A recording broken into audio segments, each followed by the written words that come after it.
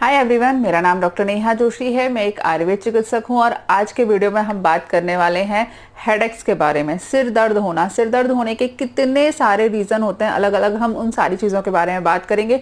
Already headache के ऊपर मैं 2 वीडियोस बना चुकी हूँ। पहले एक वीडियो में मैंने जनरली हेडेक्स के टाइप बताए थे, दूसरे वीडियो में टाइफाइड और मलेरिया से रिलेटेड जो हेडेक होता है उसके बारे में बताया था। दोनों ही वीडियोज़ की लिंक मैं आपको डिस्क्रिप्शन में दे दूंगी, आप प्लीज़ उन वीडियो को भी ज़रूर देख लीजिएगा। इस वीडियो में मैं सारी चीज़ें कंक्लूड करने की कोशिश करूंगी जिससे आपको सारे कंफ्यूजन क्लियर हो जाएं और साथ ही साथ में जो छोटे छोटे होम रेमेडीज हैं या ट्रीटमेंट है, छोटे वाले ट्रीटमेंट जो आप घर पे विदाउट डॉक्टर के प्रिस्क्रिप्शन में कर सकते हैं, वो भी यहाँ पर आपको मैं बताऊंगी। चलिए वीडियो स्टार्ट करते हैं। वीडियो अच्छा लगे तो यार लाइक का बटन जरूर दबा देना, कमेंट कर देना, दूसरा बार शेयर जरूर कर देना। हेडेक की कोई डेफिनेशन होती नहीं है, सबको पता है सिर में दर्द हो रहा है, सिंपल सी चीज है। हेडेक के कितने पोर्शन हो सकते हैं वो आप देख लीजिए, ठीक है। पहला एक हेडेक होता है जिसमें आपका ये माथा दर्द देता है, ये जो चीज है ना ये दर्द देगी आगे की साइड में, ये अलग रीजन की वजह से होता है। दूसरा एक हेडेक होता है जिसमें आपकी ये खोपड़ी दर्द देती है, ये वाला हिस्सा होता है ना, ये दर्द देता है। तीसरा हेडेक में आपका ये पीछे का हिस्सा, पीछे वाला जो हिस्सा है ये दर्द देता है। उसके बाद एक और टाइप होता है जिसमें आपकी आंखों के पीछे सिर दर्द होता है। तो आपको इच्छा होती है कि आप आंखें ऐसे बंद कर लें या फिर आंखों के ऊपर ऐसे ऐसे हल्के मसाज करें, आंख दबाएं या ये सिर पकड़ें, ऐसे दबाने की इच्छा होती है, ये अलग टाइप का हेडेक होता है, ठीक है। जनरली ये 4 टाइप के हेडेक हो जाते हैं। इसमें भी आप अलग अलग हो जाते हैं। अगर आपको जो वातस दृष्टि के हेडेक होता है इसमें आपको बहुत तेज दर्द होता है। कफज वाले जो होते हैं उसमें आपको अपना सिर भारी महसूस होता है, सिर ऐसा महसूस होगा कि सिर के ऊपर कुछ वजन है। मतलब अगर आप ऐसे सिर करके रखोगे तो आपको ऐसा लगेगा कि आपका सिर कट के नीचे गिर जाएगा, मतलब इतना भारी है। इस टाइप की जो फीलिंग आती है वो कफज के कारण आती है। पित्तज में सिर में दर्द होता है लेकिन साथ ही साथ सिर में जलन मचती है, आपको अपना ये माथा गर्म महसूस होगा। आप हाथ लगा कर चेक करोगे तो आपको ऐसा लगेगा कि आपका ये माथा गर्म है, टेम्परेचर ज्यादा है। लेकिन अगर आप थर्मामीटर से अपनी बॉडी का बुखार चेक करोगे तो बुखार आपको नहीं निकलेगा। इस प्रकार का जो हेडेक होता है उसमें पित्तज दृष्टि होती है, ठीक है। ये हो गए आयुर्वेद के हिसाब से 3 बात पित्त कफ के, और उससे पहले मैंने जो आपको बताया वो जनरली किस टाइप के फील होते हैं उसके हिसाब से मैंने आपको बताया। अब हेडेक के हम कॉज के बारे में बात कर लेते हैं, ठीक है। मैंने यहाँ पर नोट डाउन करके रखे हुए हैं जिससे मैं कोई पार्ट भूल ना जाऊं। सबसे पहला जो हेडेक होता है तो जनरली आपको होगा, या बोलो अगर 100 पेशेंट हैं, 100 में से 30% लोगों को जो हेडेक होता है उसका कॉज होता है हाइपर एसिडिटी का होना। पेट के अंदर जब जो पित्त निकलता है, जो एसिड निकलता है, अगर वो जरूरत से ज्यादा निकलता है तो व्यक्ति को हेडेक होता है। अब ये बहुत ही बड़ी चीज होती है क्योंकि हेडेक के रीजन में ज्यादातर लोग पैरासीटामोल टैबलेट खा लेंगे, डिस्प्रिन खा लेंगे, क्योंकि डिस्प्रिन के तो टीवी में भी ऐड आते हैं कि डिस्प्रिन खाने से सिर दर्द कम हो जाता है, तो लोग डिस्प्रिन वगैरह की टैबलेट खा लेते हैं। लेकिन कारण क्या है, आपको जो दर्द हो रहा है, सिर दर्द हो रहा है, उसका कारण होता है हेडेक का होना, सॉरी मतलब एसिडिटी का होना। एसिडिटी के कारण सिर में दर्द हो रहा है, आपने क्या खाया, डिस्प्रिन ले लिया, डिस्प्रिन से एसिडिटी और बनती है, तो क्या होगा, दर्द भले ही आपका 10-15 मिनट के लिए कम हो जाए लेकिन थोड़ी देर के बाद, ज्यादा से ज्यादा आधा घंटा या 1 घंटे के बाद फिर से दर्द चालू होगा। और दर्द के साथ अब हो सकता है आपको उल्टी भी चालू हो जाए। क्यों? क्योंकि आपने डिस्प्रिन खाई, डिस्प्रिन की वजह से आपके पेट में जो एसिड था उसका अमाउंट और ज्यादा बढ़ गया, ठीक है। ये सबसे ज्यादा इंपॉर्टेंट कॉज होता है। और यहाँ मैं आपको एक बार बताऊं कि आपको जब हाइपर एसिडिटी है तो जरूरी नहीं है कि आपको छाती में जलन हो रही हो या उल्टियां आ रही हो। कई बार पेशेंट को कोई सिम्टम नहीं होता, केवल और केवल सिर में दर्द होने का ही सिम्टम होता है। पेट से रिलेटेड या छाती से रिलेटेड जलन वाला, डकार वाला, खट्टी डकार वाले सिम्टम नहीं आते। तो ये चीज समझना बहुत ज्यादा जरूरी है। और यहाँ मैंने आपको क्या बताया कि 100 में से 30% जो लोग हैं उनको हाइपर एसिडिटी के कारण पेन होता है। तो यहाँ मैं आपको एक टिप दूंगी, कभी भी आपको दर्द हो रहा हो, किसी भी प्रकार का आपको दर्द हो रहा हो, आपको रीजन पता हो या नहीं पता हो, आप जो मार्केट में आने वाले एंटा एसिड होते हैं जो आप विदाउट डॉक्टर के प्रिस्क्रिप्शन पे खरीद सकते हो, जिसमें से कॉमन ब्रांड है जेलोसिल जिसका टीवी पे ऐड आता है, डाइजिन सेकंड नंबर का दूसरा कॉमन ब्रांड है। दोनों के ही जो ऐड हैं वो आपको टीवी पे देखने को मिल जाते हैं और दोनों ही विदाउट डॉक्टर के प्रिस्क्रिप्शन में खरीदे जा सकते हैं। तो मैं आपको एडवाइस करूंगी, जब भी आपको हेडेक होता है, आपको अपना कॉज पता है नहीं पता है, अगर आपको हेडेक हो रहा है तो एक बार 5 ml की मात्रा में आप ये जेलोसिल साइरप या फिर डाइजिल साइरप जरूर ले लो, ठीक है।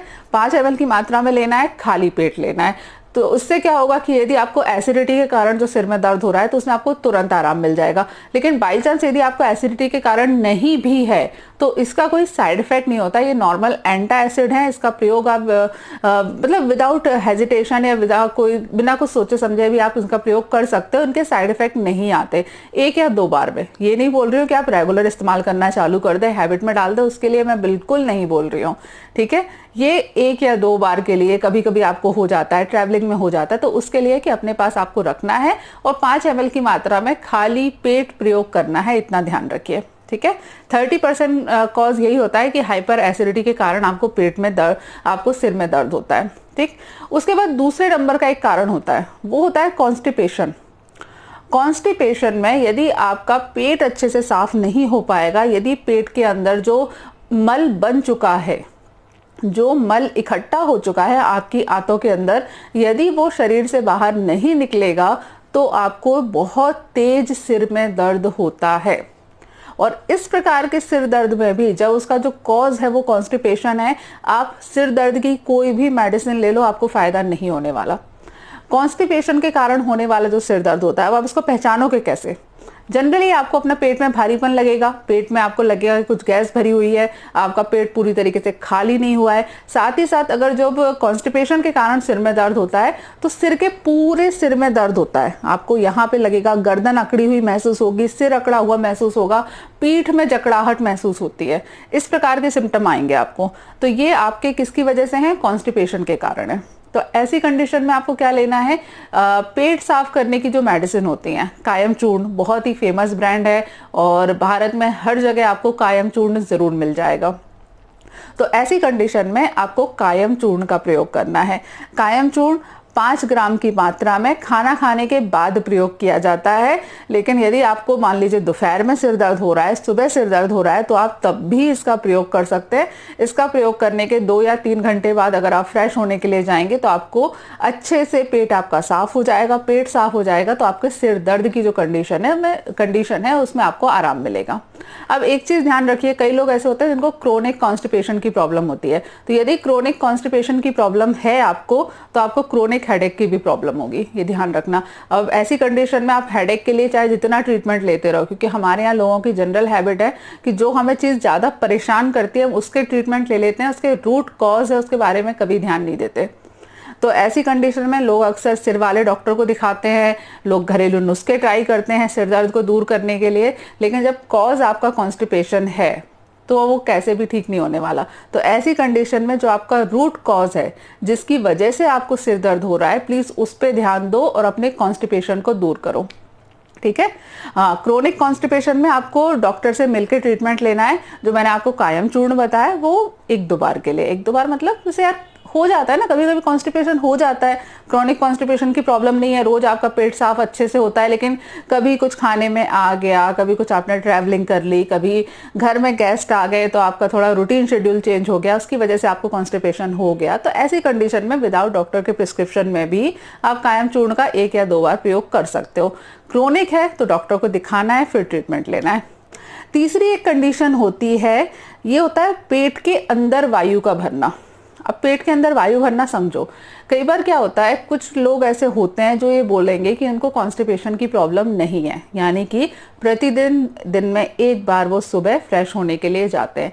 लेकिन क्या होता है कि ऐसे लोगों में कई बार, जरूरी नहीं है सभी में हो, लेकिन कई बार पेट के अंदर अध पका खाना, मतलब ऐसा खाना जो ना ही पूरी तरीके से पका है, ना ही पूरी तरीके से शरीर से बाहर निकल पाया है, ऐसा खाना आपके आंतों के अंदर चिपक जाता है और चिपका हुआ खाना पेट के अंदर सड़ता है और वायु बनाता है। इस कंडीशन में आपको प्रेशर तो अच्छे से आएगा, आपको खट्टी डकारें भी नहीं आएंगी, लेकिन आपको अपने पेट की आंतें सूजी हुई महसूस होंगी। आपको खुद ही महसूस होगा कि आपका जो पेट है वो जरूरत से ज्यादा तना हुआ है। पेट हमेशा मुलायम होना चाहिए। जब भी आपका पेट आपको ऐसा लगे कि तना हुआ है, जैसे वो बलून होता है ना, गुब्बारा कैसा खिंच जाता है, अगर गुब्बारे में आप जरूरत से ज्यादा हवा भर दो तो आप उसकी ऊपर की जो प्लास्टिक होती है आप उसको देखोगे तो आपको महसूस होगा कि इसमें हवा जो है ज्यादा भरी हुई है। ठीक उसी तरीके से कई बार आपने महसूस किया होगा कि आपका पेट भी तना हुआ महसूस होता है। ऐसी कंडीशन में पेट के अंदर ये खाना पड़ा रहता है, ये जो खाना चिपका हुआ है, फंसा हुआ है, ये सड़ता रहता है और सड़ने की वजह से थोड़ी थोड़ी गैस उत्पन्न करता है। ये गैस जो होती है ये आपके नर्व रिसेप्टर को इरिटेट करती है और उसकी वजह से आपको सिर दर्द होता है। इसमें भी इस प्रकार के पेशेंट को भी क्रोनिक सिर दर्द रहता है। क्रोनिक सिर दर्द मतलब लोग 5-5, 6-6 महीने सिर दर्द की दवाइयां खाते रहते हैं, डॉक्टर को दिखाते रहते हैं, माइग्रेन का इलाज चलता रहता है। कई बार ऐसा होता है, कई पेशेंट होते हैं जो माइग्रेन का इलाज लेते हैं और जब वो आयुर्वेदिक डॉक्टर के पास आते हैं तो पता चलता है कि उनके पेट में दिक्कत है, भाई माइग्रेन वगैरह कुछ नहीं है। तो ऐसी कंडीशन में यदि आपको लगता है कि आपका पेट जरूरत से ज्यादा तना हुआ है, पेट के अंदर खिंचाव महसूस होता है, खाना अच्छे से आपका नहीं पचता है और मतलब आपको पेट में एब्डोमिनल डिस्कम्फर्ट महसूस होता है, इस कंडीशन का सिम्टम और देख लो। इसमें क्या होगा, सिर दर्द तो होगा ही होगा, उसके साथ में आपको बैकएक की भी प्रॉब्लम होगी। जब भी पेट के अंदर जो वायु भरी रहती है वो पेट के ऊपर आपको खिंचाव डालती है, तो ऐसे में आपको पेट में हल्का हल्का दर्द होगा, साथ में बैकएक होगा, आपको साथ में सिर दर्द होगा। ठीक है, और इसके साथ में एक चीज और होती है, वो होता है पैरों में, पिडलियों में दर्द होना। पिडली समझते हो ना, घुटने से लेके एंकल जॉइंट तक का जो हिस्सा होता है इसको पिडली कहा जाता है। पिडलियों में हल्का हल्का दर्द होना, हल्का हल्का, है ना, बहुत तेज पेन नहीं होना, हल्का हल्का पेन होना। ये कब होता है, जब आपके पेट के अंदर वायु भरी हुई हो। ऐसी कंडीशन में आपको क्या करना है, आपको 2-2 टैबलेट सुबह शाम चित्रकादी वटी की खानी है, खाना खाने के बाद। ठीक है, 2-2 टैबलेट सुबह शाम खाना खाने के बाद चित्रकादी वटी की आपको लेनी है। साथ में आपको पेट के ऊपर एरंड तेल, ठीक है, पेट के ऊपर एरंड तेल यानी कि कैस्टर ऑयल की आपको मसाज करनी है पेट के ऊपर। ठीक है, पैरों में, पिडलियों में जहां पर आपको दर्द है वहां पर प्रतिदिन रात को सोने से पहले नारियल तेल की आपको मालिश करनी है। यहाँ पर आप एक बहुत अच्छी बात देखोगे कि जैसे ही आप पैरों में मालिश करोगे, पैर की पिडलियों को आप अंगूठे से दबाओगे, आपको खुद एक तो पेट में महसूस होगा कि पेट के अंदर की आंतें आपकी हिल रही है और साथ ही साथ में विदिन 1 और 2 मिनट के अंदर आपको बहुत तेज खुल के डकार आएगी। ये चीज मॉडर्न वाले नहीं समझा पाएंगे कि भाई पैर में दबाते हैं तो डकार क्यों आ जाती है, लेकिन हाँ ये होता है कि जब भी आपके पेट के अंदर, आंतों के अंदर सूजन आ जाती है, आंतों के अंदर वायु भरी रहती है, ऐसी कंडीशन में यदि आप पिडलियों को दबाएंगे तो वो वायु निकल जाती है। ठीक है, और आपको सडनली आराम मिल जाएगा इस कंडीशन में। तो इस चीज का ध्यान रखिए, इसको आइडेंटिफाई करिएगा कि क्या आपको इस प्रकार वाला सिर दर्द है। इसके बाद अगला जो आता है वो जनरली है, जो सभी लोग जानते हैं, वो है किसी भी प्रकार के इन्फेक्शन के कारण सिर दर्द का होना। कई बार टाइफाइड होता है, ठीक है, कई टाइफाइड के बाकी सारे सिम्टम जो होते हैं ना, फीवर है और पेट में दिक्कत है, शरीर के ऊपर रैशेस आ रहे हैं, कई बार वो सिम्टम नहीं आते क्योंकि टाइफाइड आजकल इतनी कॉमन चीज हो गई है कि अगर आप 10 व्यक्तियों का टेस्ट कराओगे तो 10 में से 6 लोगों को एसिम्टोमेटिक यानी कि बिना लक्षण वाला टाइफाइड मिलेगा। इस कंडीशन में एसिम्टोमेटिक टाइफाइड वाले पेशेंट में अक्सर हल्का हल्का सिर दर्द बना रहता है। पूरे दिन 24 आवर उनको लगेगा कि उनके सिर में दर्द हो रहा है, हल्का हल्का, बहुत तेज नहीं होता कि बिल्कुल सिर फटा जा रहा है, लेकिन हल्का हल्का सिर में भारीपन और सिर में दर्द महसूस होता है। ये टाइफाइड के पेशेंट में होता है।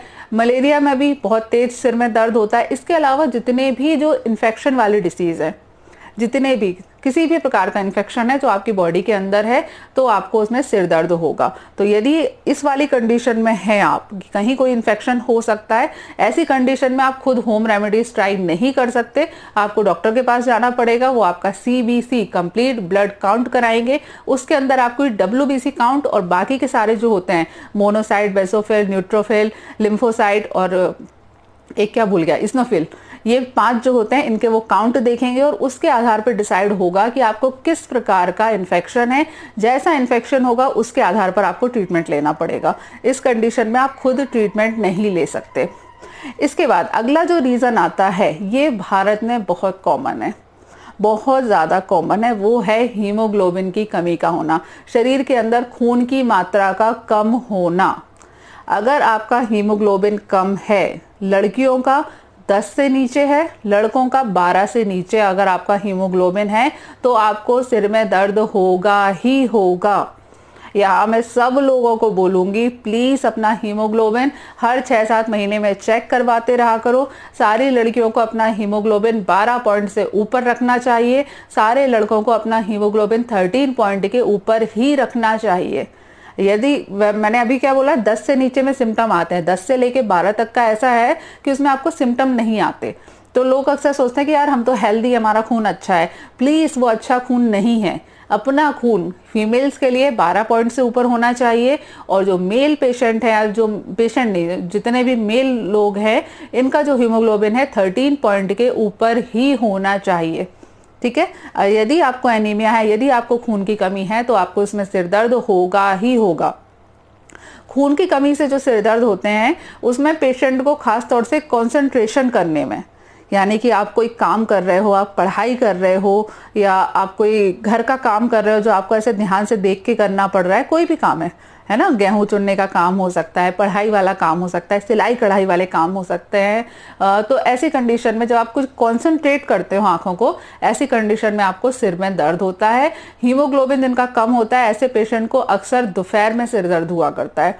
दोपहर में मतलब जब सुबह उठ गए, उन्होंने घर का काम किया या जो भी अपना काम किया, क्योंकि बॉडी के अंदर जितनी थोड़ी बहुत ताकत थी उतनी ताकत खत्म हो गई। जैसे ही उनकी बॉडी फिर से 2-3 घंटे काम कर लिया, वापस डल हो गई, सिर दर्द चालू हो जाता है। आराम कर लेते हैं, थोड़ी देर लेट जाते हैं, तो सिर दर्द की कंडीशन में थोड़ा सा कम हो जाता है। जैसे ही फिर से काम करते हैं, फिर से सिर दर्द चालू हो जाता है। तो यदि आपके साथ ऐसा होता है कि जैसे ही आप कोई काम करने जाते हैं आपको सिर दर्द हो जाता है, तो प्लीज अपना हीमोग्लोबिन चेक करवा लीजिए।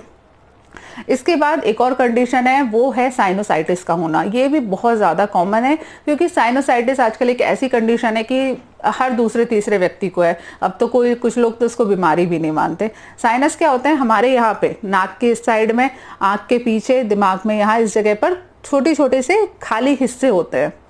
ठीक है, जो हमारे अंदर का स्कल है, जो हमारी खोपड़ी है, उसमें ये हिस्से होते हैं जो खाली रहते हैं, जिनके अंदर वायु भरी होनी चाहिए।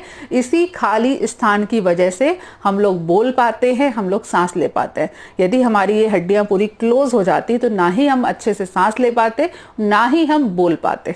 बोलना बहुत ज़्यादा ज़रूरी है। जो हवा का रेजोनेंस आता है वो इन्हीं साइनस की वजह से आता है। जो हमारे नाक में और दिमाग में ब्लड सर्कुलेशन होता है, उसमें भी साइनस जो होते हैं बहुत ही इंपॉर्टेंट रोल प्ले करते हैं। तो यदि आपको साइनोसाइटिस की कंडीशन है, यानी कि जो ये खाली स्थान है वहाँ पर कफ भरा हुआ है, तो आपको सिर दर्द ज़रूर होगा। साइनोसाइटिस की कंडीशन में जो सिर दर्द के टाइप होते हैं वो अलग अलग होते हैं। ठीक है, मतलब किसी किसी प्रकार में कांस्टेंट हेडेक होता है, लगातार हेडेक होता रहता है। किसी किसी में आफ्टरनून हेडेक होता है, मतलब कि दोपहर में 2 बजे के बाद सिर में दर्द चालू होता है। या कुछ ऐसे होते हैं, एक साइनोसाइटिस का टाइप होता है, इसमें मॉर्निंग हेडेक होता है, मतलब जैसे ही आप सो के उठे आपको सिर दर्द होता है। ये अलग अलग प्रकार के साइनोसाइटिस की कंडीशन होती है। यदि साइनस का आपको डिटेल जानना है तो मेरा पुराना एक वीडियो है साइनोसाइटिस के ऊपर, तो मैंने पूरी लिंक बना रखी है नेजल पॉलिप के ऊपर, साइनोसाइटिस के ऊपर, डेविएटेड नेजल सेप्टम के ऊपर। तो यदि उससे रिलेटेड आपको कोई सिम्टम आ रहे हैं, आपको लगता है कि आपको साइनस की प्रॉब्लम है, तो प्लीज पुराने वीडियो जरूर देख लीजिएगा। रेस्पिरेटरी ट्रैक प्लेलिस्ट, उसके अंदर आपको ये सारे वीडियोस मिल जाएंगे। ठीक है, और डिस्क्रिप्शन में प्लेलिस्ट की लिंक दे रखी है, वहां से आप देखिए। इसके बाद एक और रीजन है, वो है आंख के अंदर नंबर का आना।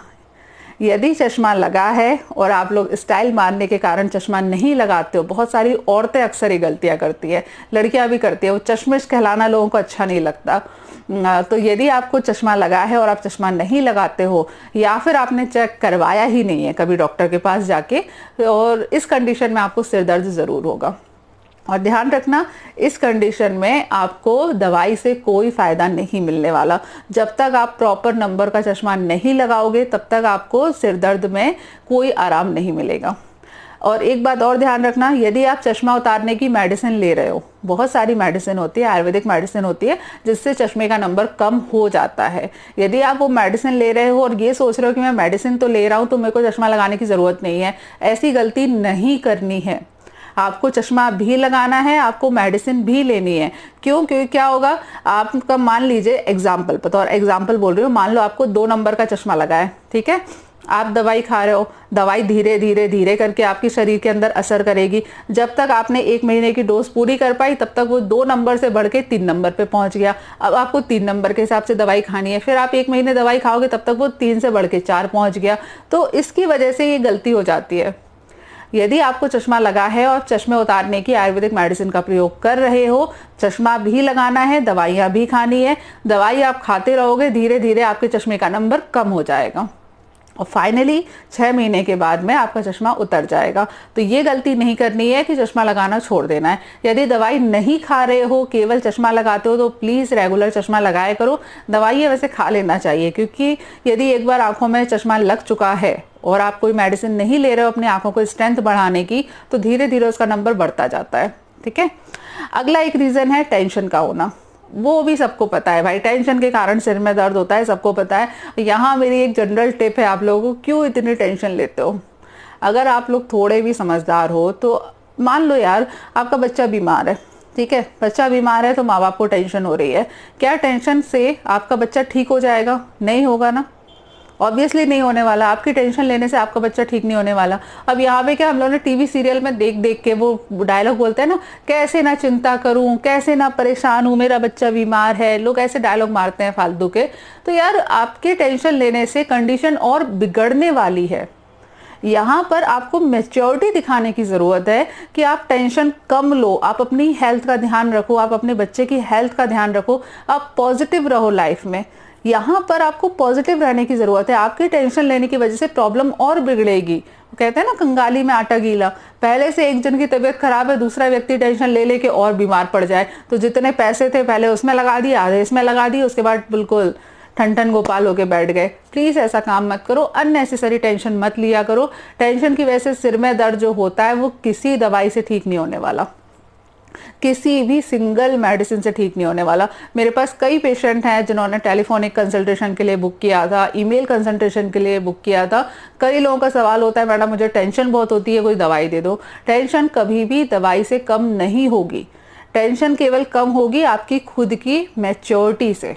आपको खुद को काउंसलिंग करनी पड़ेगी, प्रॉपर काउंसलिंग लेनी पड़ेगी। और वो जो डॉक्टर या जो काउंसलर हैं जो आपको एडवाइस देते हैं कि भाई मेडिटेशन करो, रेगुलर एक्सरसाइज करो, मोटिवेशनल बुक्स पढ़ो, अपने आप को बिजी रखो, तो ये काम आपको करने पड़ेंगे। केवल आप ये सोचो खाना खाया उसके बाद एक गोली खा ले और मेरे को टेंशन नहीं हो रही, वो नहीं हो सकता, वो इम्पॉसिबल है, नेक्स्ट टू इम्पॉसिबल है। किसी भी मेडिसिन से टेंशन कम नहीं होगी।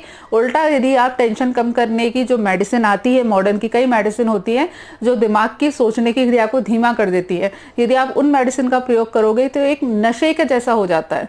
वो आपके दिमाग की सोचने की शक्ति को प्रभावित करते हैं। लॉन्ग टर्म तक अगर आप उनको लोगे तो उससे आपका दिमाग काफ़ी ज़्यादा वीक हो जाता है। और दूसरी बात, एडिक्शन लग जाता है, फिर उस दवाई के बिना आप नहीं रह पाओगे। तो प्लीज़ टेंशन कम करने के लिए दवाई नहीं लेना है आपको साइकोथेरेपी की लेनी है, आपको काउंसलिंग लेनी है, आपको मोटिवेशनल स्पीच सुननी है, आपको अच्छी बुक्स पढ़नी है, रेगुलर एक्सरसाइज करनी है। ये सब करोगे तो सिरदर्द, टेंशन भी कम हो जाएगा और सिरदर्द भी कम हो जाएगा। ठीक है। इसके बाद लास्ट होता है, वो होता है साइकोलॉजिकल हेडेक। जो है, आप बोर हो रहे हो, एक कमरे में आप बैठे हुए हो, कुछ काम करने के लिए नहीं है, खाली बैठे हुए हो, जो लोग आपके आसपास हैं उनमें आपको ज़्यादा इंटरेस्ट नहीं है, तो आपको सिर में दर्द होने लगता है। ठीक है।